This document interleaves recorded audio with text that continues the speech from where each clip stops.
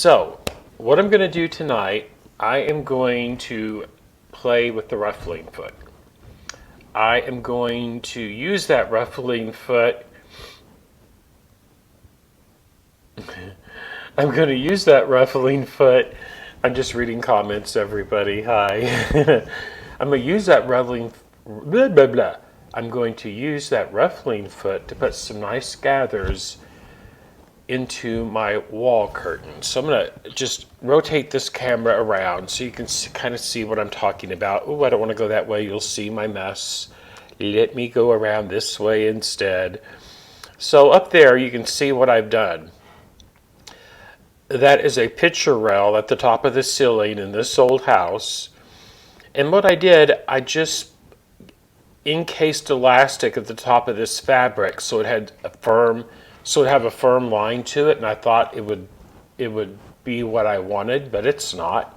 So I'm going to take all of that down, all 314 inches of fabric, and I'm going to cut the elastic out, and then I'll reuse the elastic. It's not like I ever waste anything. But then I'm going to gather the upper edge of it so it has a little more poofiness to it, because it's laying really nice and flat, but now that I see it up there, I want it to look just a little bit different. So I will answer all questions when I come back from the serger, and I'm going to swap my camera right now and I'll be right back. Okay, here we go. Right there. Perfect.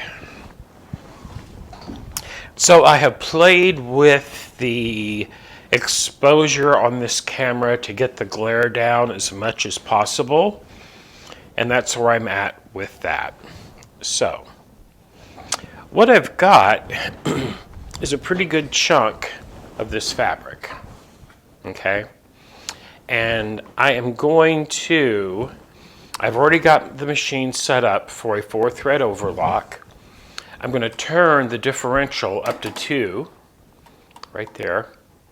I'm going to set my stitch length at 4 and my stitch width at its widest point. And next I am going to attach the ruffling foot. Okay, so raise the presser foot, release, move it to the left, and set it down. If I set it down over there, it'll get dragged off into the floor probably, but so we don't want to do that. Then insert your new foot from left to right, lower that presser foot, and away we go. All there is to it. Easy peasy, lemon squeezy. So I'm going to unfold this fabric. Okay. And there we go. So the trick to this, you can't hold the fabric taut in front of the foot, otherwise it will reduce the gathering. And I want it to really gather for what I'm going to use this for. So, right there like that. And I'm just going to keep it really loosey-goosey here in front of the presser foot. I'm going to insert it all the way back to the needle. Okay. And I'm going to turn my machine speed down, because supposedly the slower your machine speed, the better it works. So we're going to see. And now I'm going to line up the raw edge of the fabric with the edge of my serger bed, and I'm just going to go for it.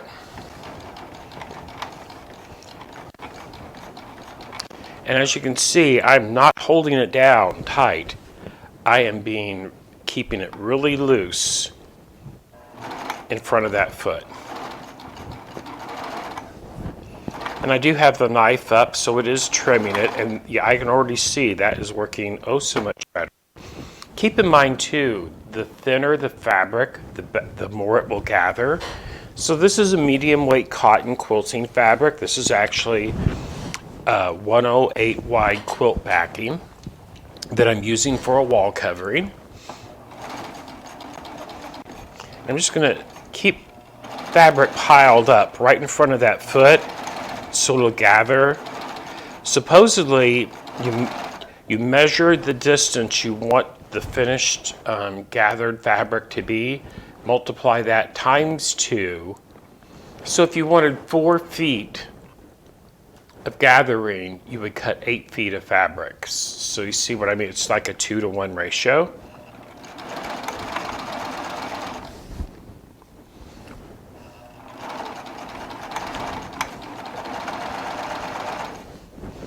And I'm going to raise this camera up just a little bit. Here we go. I think you might be able to see what I'm doing a little bit better that way.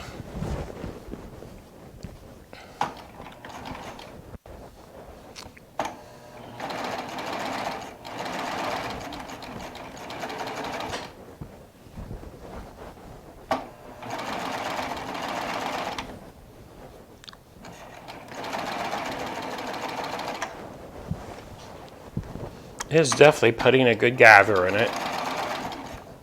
Almost to the end here.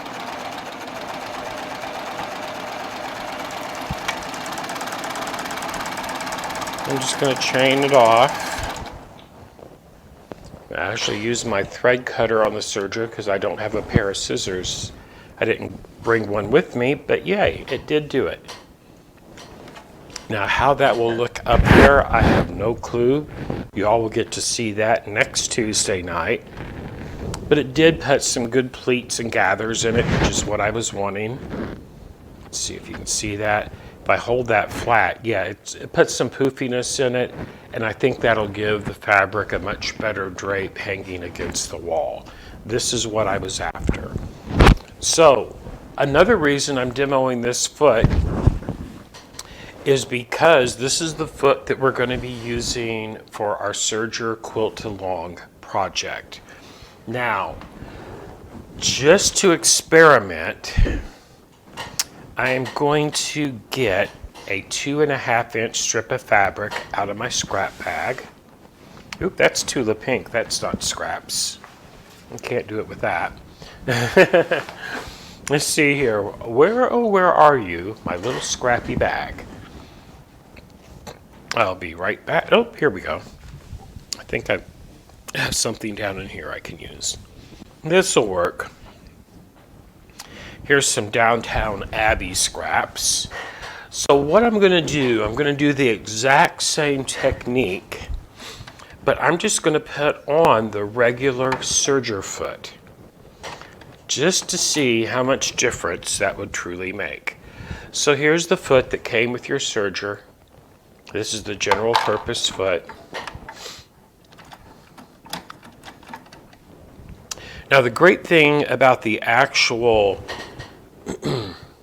ruffling foot, if you see that plate on the bottom of it right here, there you can see it right there. So there's actually a slot on the front of the foot where I'm moving my finger.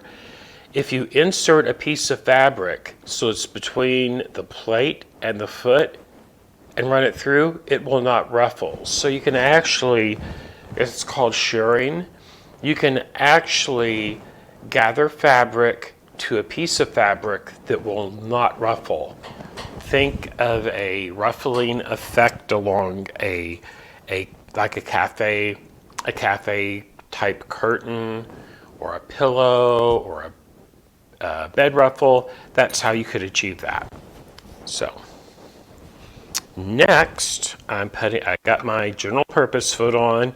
I'm not touching any other settings on the serger, but I'm going to see just how much it will actually ruffle without the ruffling foot.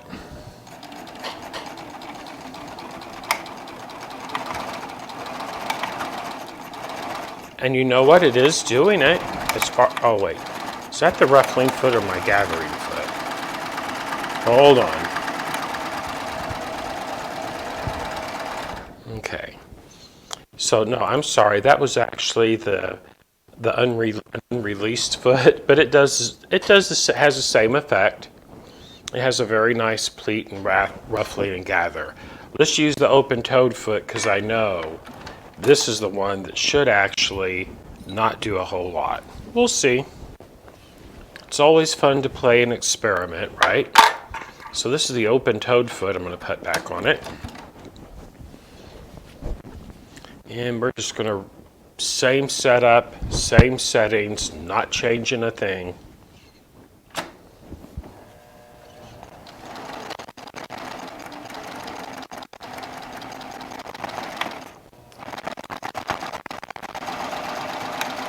And the trick is to let it hang over enough to catch that knife. Now, did it gather a little bit? Yes, it did. Did it gather as much as the other 2 feet? No, it did not, because check this out. Hold on. This one has a bunch of little pleats in it. This one has extremely less pleating and gathering in it. But it did do it a little bit. So this would actually be okay if you were going to set in the sleeve of a garment. But for actual pleating and ruffling, this foot here I think had the best results, and it's actually the ruffling foot. Imagine that right there.